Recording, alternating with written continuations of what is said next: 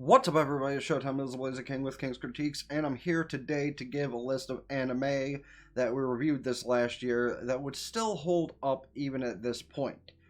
And we started the year with Dead Mount Deathplay, and while I never finished it, I still would recommend it because it was season 2 we were on, and because it goes beyond the usual expectancies of a isekai anime, let alone those with shonen horror vibes to it. And what I'm about to do is going to kind of give a glimpse of what a lot of this is going to be, of just kind of going boom, boom, boom, boom, boom. But hey, quick retention. And speaking of quick retention, if anybody knows how to get my colors working how they were all of 2 days ago, let me know, because this is not what this is supposed to look like, I'm pretty sure. But next we have Hokkaido Girls, Hokkaido Girls Are Super Adorable. That gets an honorable mention because while I can't stand harem anime anymore, it still honestly was pretty good, and the amount of art I've seen of the girls has shown it's worth remembering the characters at least. But as for anime that are, actually worthwhile in general, we have Delicious in Dungeon, and it's another great one from this year. Cooking, fighting, even some romance here and there. 24 episodes, really good. Netflix still holds on to it, and, well, yeah, we kind of got left for waiting for season 2, which is going to end up to be a horrible trend with a lot of these things.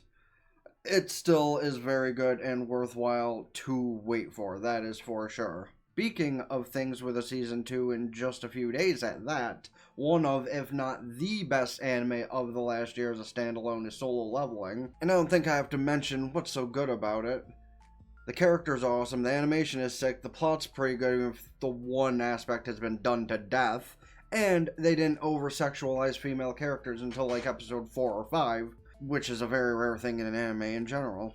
Wrong Way to Use Healing Magic, however, is similar to Dead Mountain Solo Leveling in the way that it moves past the things that have been done to death and elevates them a little bit, as well as doesn't really sexualize their female characters immediately. That I did as soon as Rose came on the screen, but I mean, can you blame me? I forgot to leave off how there might be a season 2 with how they left it, but suppose we'll see that in the future.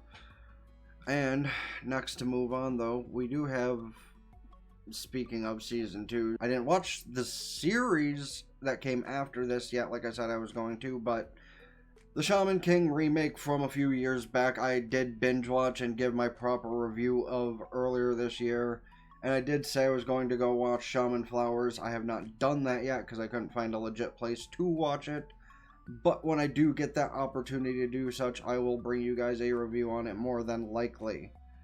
However, if you're a 90s kid like I am and you did watch the original Shaman King on Fox, I would totally recommend to go watch the remake, because remakes aren't always great, but this was one of those that did it justice because it actually gave us an ending. Not just Yo going back to school and like, oh, I can't wait for fighting again. Metallic Rogue, I did watch a few episodes of to test some recording strats, and while that didn't go well, the show in general is worth finishing one day, and I'd suggest go check it out yourself if you like a different take on both mech and shonen type shows. Especially if you've ever watched the movie series Kairos, which this kind of was like. Mysterious Disappearances is another one I would recommend to check out if you like the occult, creepy stuff. And only one legally character in that regard. Y'all know what I mean. It was kind of like an anthology series too, in a way, with also one overarching plot line. And this was one of the few shows this year we actually got a definitive ending for, so if you want a quick little watch, it's 12, 13 episodes, and a really fun thing to check out. Especially if you're in the same kind of headspace as me. Though, coming back to the potentially awkward end of the thought process, we have the other side of voice actor radio. It was another great show, cute girls doing cute things, some rivalries, Yuri potential, drama, all that fun stuff, all wrapped into one little bundle. And I mean, who doesn't like drama every once in a while, especially when there's no, like, overarching consequences. I've used that word twice in 2 minutes, and I don't think I've ever used that word in my lifetime. Whatever. Especially because it's not even in the script I'm reading. Whee! Coming back to remakes, however, while I never saw the original Spice and Wolf, the remake was really fun to watch. Except for the arc with the kid, that was kind of cringe. But y'all should know how I felt about that kid by now. And matter of fact, because I'm mentioning this, maybe it'll pop up in the little sidebar over there of things to watch. But on an even better note, with less cringe in it, we have Kaiju number 8, and animation, shonen quality, maybe story-wise, it's kind of up there with Solo Leveling, honestly. And if you ignore the fact there's just a little bit of vor in the beginning, and it turns into something along the lines of AOT, it is still a really good show. Now we get into the half of the year of anime, leaving distasteful cliffhangers, more than they already have, with Oshinoko Season 2. The season in general was really good, of course. They kind of hung on a certain plotline a bit longer than I honestly thought they could have, but hey, it all added to the purpose of the show and made sense in the end. However, where they left things with new characters getting introduced, new information to coming to light, and then just kind of being like, alright, see you for season 3 in several months, it's like, But 3 is kind of the rating that most DC things in media get nowadays, right? However, one exception I can immediately think of is the Isekai Suicide Squad. It's pretty much exactly what you think it is, but actually went a lot better than you might have thought it did. Because honestly, I thought it was just going to be like them going to a fantasy world and raising hell. And while that is technically true, it is not quite in the same way I thought it would be. They're actually the good guys here. And a couple of twists and turns along the way near the ending. This being yet another show that's like, hey, by the way, this thing that happened in the last episode, yeah, no, there might be a season 2. But, that said, can't wait to see Harley and the gang again. Speaking of Harley and the gang, this mostly connects to the thought of cosplayers for 2.5 Seduction, which, while might have tried to take place of, you know, best girl from one of the better rom-coms I've seen in recent history. Few more months till Dress Up Darling Season 2. Hype. It did, you know, grow on me as a show over time, and yes, while it did have the harem potential and did do the thing that a lot of rom-coms beat to death, it was still a very fun show, and, you know, several characters for that thought process, especially the one they can actually mention of Mayora, I think she does use both, so whatever. But yeah, the teacher in that is just, for a breath of fresh air in a way. We have modern day brain rot. And no, I don't mean going to watch YouTubers that react to you laugh, you lose kind of things. No, I mean like Azumanga die. Oh, I'm not editing this to try and fix how I said that several times, because and Lucky Star, in my dear friend Noko-chan, and my lord, from episode 1, this shit was insane, but I stuck with it because it didn't like hurt my soul as much as trying to watch Pop Team Epic. Yeah, that show. Y'all remember that like 6-minute video I did where I watched 5 minutes of that and went, nope. Yeah, that was something. But this show is very fun, very entertaining, tiny bit of nonsensical drama, but tons of comedy, and a bit on episode 11 that was just, bruh. Speaking of anime that ended recently, though, that I'd suggest, Tasaketsu.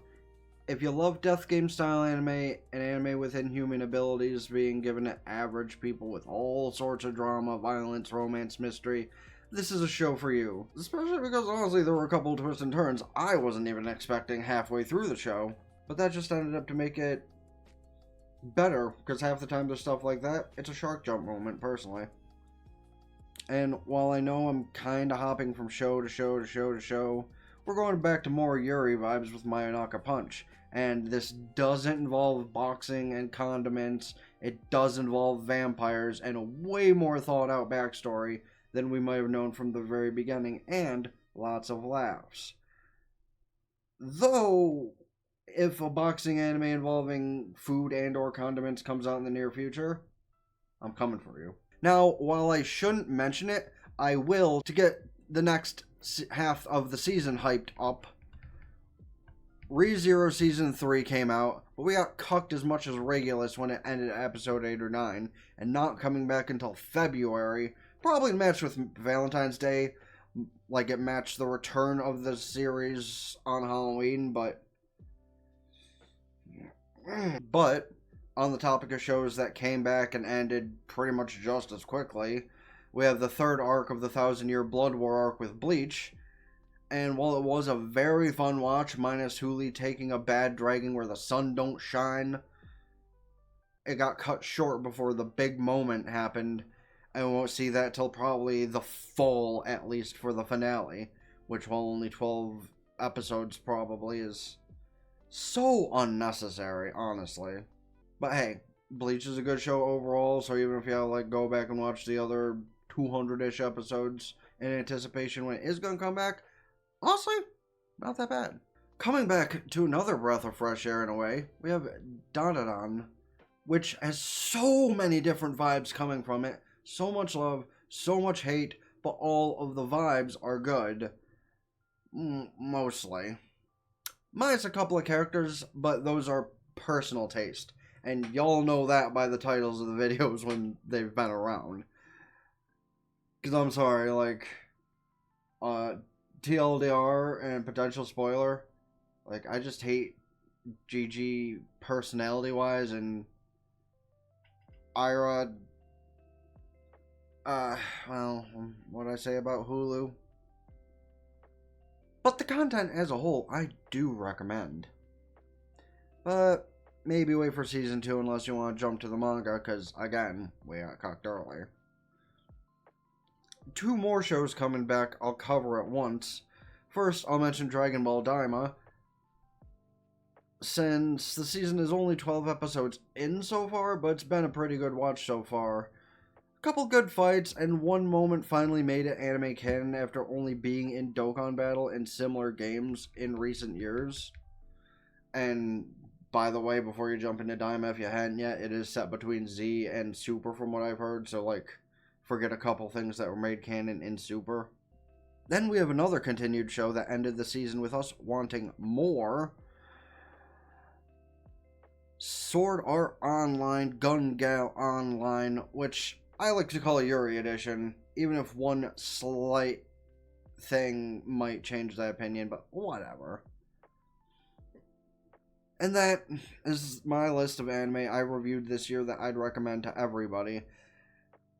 There's several things that I either didn't finish or didn't like well enough to mention here, but you're free to check out the channel for those if curious. But if you've already seen any of those either in your own time or maybe even here with me, let me know your thoughts. Let me know if I should revisit anything maybe for a whole review instead of a quick thought on it. And of course, let me know of any other shows, movies, etc. I should check out this season, next season, or in general. Have a happy new year. And as always, please do not forget to hit the like button, subscribe to the gaming channel, the description down below, where I have a tour of my Pokemon home going up as well. Ring both bells, like Facebook, follow Tori, keep updated with things. Blue Sky too, it's trying to be Twitter too. It just needs to get better about it. TikTok, Patreon with the full unedited visuals and audios of the stuff I do here. Older content coming, extended period of time. The stuff I'll be starting later this week coming immediately, as well as something new I'm going to attempt to do, at least as soon as I get my new computer. Maybe not immediately, we'll see. And go follow Twitch, subscribe for benefits, can do Twitch Prime for free. That helps me out way more than subscribing to these, but again, I really do want to make one of these partner by the end of next year, maybe? All that being said, spend the Blazer Gang with King's Critiques out. Ta-ta for now.